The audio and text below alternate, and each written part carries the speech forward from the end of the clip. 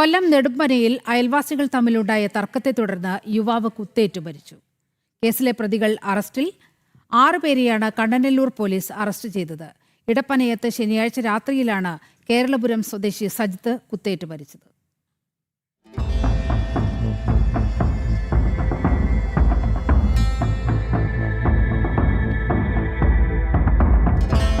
നെടുമ്പന സ്വദേശികളായ അനന്തു, സുനിൽ രാജ്, അതുൽ, അഖിൽ, വർക്കല പനേറ സ്വദേശി പ്രസാദ്, നല്ലില സ്വദേശി ഷൈജു എന്നിവരാണ് അറസ്റ്റിലായത്.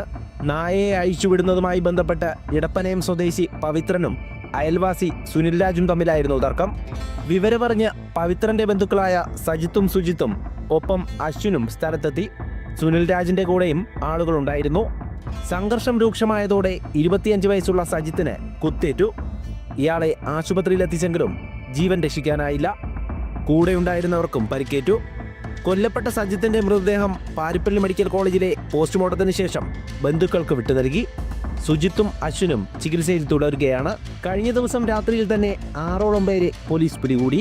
അറസ്റ്റ് രേഖപ്പെടുത്തിയ പ്രതികളെ വൈദ്യപരിശോധനയ്ക്ക് ശേഷം കോടതിയിൽ ഹാജരാക്കി റിമാൻഡ് ചെയ്തു. ജനം, കൊല്ലം.